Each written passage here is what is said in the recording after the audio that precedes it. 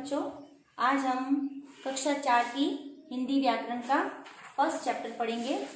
इसका नाम है भाषा और व्याकरण, लैंग्वेज एंड ग्रामर। तो आप जानते ही हो कि जब बच्चा जन्म लेता है तो उसे बोलना नहीं आता। धीरे धीरे वह अपने परिवार के साथ रहता है तो उनको सुनता है, उनके शब्दों को समझने की कोशिश करता है और धीरे धीरे वह भी बोलना सीख जाता है। तो इसी प्रकार जब वो अपने मन के भावों को दूसरों को व्यक्त करते हैं तो वह भाषा कहलाती है। तो भाषा की नॉर्मल डेफिनेशन है, भाषा वह साधन है। साधन का मतलब वह जरिया है अपने मन के भावों को दूसरों तक बताने का, अपने जो बात है वो दूसरों के सामने रखने का, जिसके द्वारा हम अपने मन के भाव और विचार जो हमारे मन में आ रहे हैं, किसी बारे में कोई क्वेश्चन पूछने का, कोई बात करने का, तो हम वो दूसरों के सामने प्रकट करते हैं तो वो भाषा कहलाती है। और इसी के द्वारा हम दूसरों के विचारों को भी समझते हैं कि दूसरा हमसे क्या बात करना चाहता है, उसके द्वारा किए गए क्वेश्चन का हम वापस उत्तर देते हैं। तो ये सारा जो विचारों का आदान प्रदान होता है उसका एक ही माध्यम है भाषा। तो भाषा आप नॉर्मली जानते हो कि भाषा वो साधन है जिसके द्वारा हम अपने मन के भाव दूसरों के सामने प्रकट करते हैं और दूसरों के भावों को भी अपन समझते हैं, उसे हम भाषा कहते हैं। तो भाषा के रूप, नॉर्मली भाषा के आप जानते हो दो रूप होते हैं। एक तो होता है इसका लिखित रूप और एक होता है मौखिक।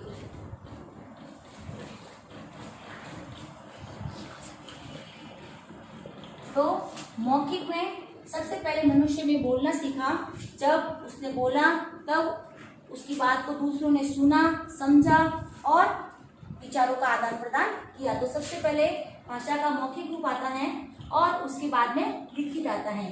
तो मौखिक रूप के अंदर हम बोलकर अपने मन में आने वाले विचार, भावों, जो भी सवाल है, जो भी कोई बात है, तो हम दूसरों के सामने बोलकर प्रकट करते हैं तो भाषा का मौखिक रूप कहलाता है। और जब हम अपने मन के विचार लिखकर किसी को बताते हैं, किसी के सामने प्रकट करते हैं तो वो भाषा का लिखित रूप कहलाता है। लिखित रूप में हम जैसे कि कोई कविता है, कोई भाषण है, तो हम इसको देखकर और पढ़कर दूसरों को बताएंगे तो ये आता है लिखित भाषा में। और मौखिक भाषा में सिर्फ हम बोलकर ही अपने विचार दूसरों के सामने प्रकट करते हैं। अब लिखित भाषा की आवश्यकता क्यों हुई? अब हम अपने विचार बोलकर भी तो सबको बता सकते थे, लेकिन लिखित भाषा की आवश्यकता इसलिए हुई कि कुछ ऐसे इम्पोर्टेंट नोटिस होते हैं जो कभी भी काम आने पर हम उसको बाद में बता सके, किसी को जरूरत पड़े तब हम एक प्रूफ के रूप में, एक सबूत के रूप में बता सके किसी को। तो इसीलिए भाषा की आवश्यकता हुई लिखित भाषा की। और हमारे विचारों को और भाषा को स्थायित्व प्रदान करने के लिए भी लिखित भाषा की आवश्यकता हुई। तो लिखित भाषा की आवश्यकता मेन कारण यही है कि जब भी हमारे जो भी सुरक्षित आलेख होते हैं, प्रलेख होते हैं, जो भी सुरक्षित नोटिस होते हैं, उनको हम बाद में भी देख सके, उनका यूज कर सके, इसलिए हमने लिखित भाषा का उपयोग किया। वरना मौखिक भाषा के द्वारा भी हम अपने विचार दूसरों के सामने प्रकट कर सकते हैं। तो भाषा, इसकी डेफिनेशन, इसके दो रूप हो गए, मौखिक और लिखित। अब आता है इसी के अंदर एक मेन पॉइंट है लिपि। लिपि क्या होती है आप जानते हो, मैंने आपको पहले भी पढ़ा रखा है कि लिपि, देखो जो भी कोई भाषा होती है उस भाषा के कुछ निश्चित ध्वनि चिन्ह होते हैं, उन ध्वनि चिन्हों को ही लिपि कहा जाता है। जैसे हमारे हिंदी है, हिंदी की लिपि कौन सी है? देवनागरी। इसी तरह बहुत सारी भाषा हैं, उनकी अलग अलग लिपियां होती हैं। तो निश्चित ध्वनि चिन्हों को लिपि कहते हैं। हिंदी की लिपि देवनागरी हो गई, जैसे पंजाबी की हो गई गुरुमुखी, पंजाबी की क्या हो गई? गुरुमुखी।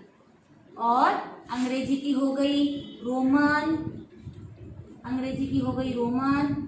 संस्कृत की भी देवनागरी है। तो हिंदी और संस्कृत की लिपि देवनागरी है, पंजाबी की गुरुमुखी और अंग्रेजी की रोमन। तो इस तरह हमने आज भाषा के उसकी परिभाषा, उसके रूप और उसकी लिखित भाषा की आवश्यकता, इसके बारे में हमने जानकारी ली और साथ ही साथ हमने लिपि के बारे में भी जाना कि हर भाषा की अपनी लिपि होती है जिसके द्वारा हम उसको और अच्छे तरीके से समझ सकते हैं।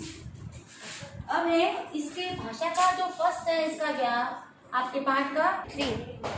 तो हमने पहले भाषा से संबंधित उसकी परिभाषा, उसके रूप और उसमें लिखित लिपि का अध्ययन किया। अब उसका नेक्स्ट चैप्टर है व्याकरण। तो भाषा में व्याकरण का बहुत महत्व है क्योंकि व्याकरण के द्वारा भाषा का शुद्ध रूप नहीं हो सकता। तो हमें भाषा के शुद्ध रूप की जानकारी के लिए व्याकरण का ज्ञान होना बहुत जरूरी है। व्याकरण में आने वाली चीजें जहाँ कहाँ पर उसका फुल स्टॉप लगता है, कहाँ पर खड़ी पाई लगती है, उसका हमें ज्ञान व्याकरण के द्वारा ही होता है। तो व्याकरण की वह परिभाषा है कि वह शास्त्र जो भाषा को हमें शुद्ध ज्ञान करवाए वो व्याकरण कहलाता है। तो आज के टॉपिक में इतना ही। भाषा और व्याकरण के बारे में हमने सीखा। नेक्स्ट मैं आपको होमवर्क दूंगी, वो आगे देखूंगी।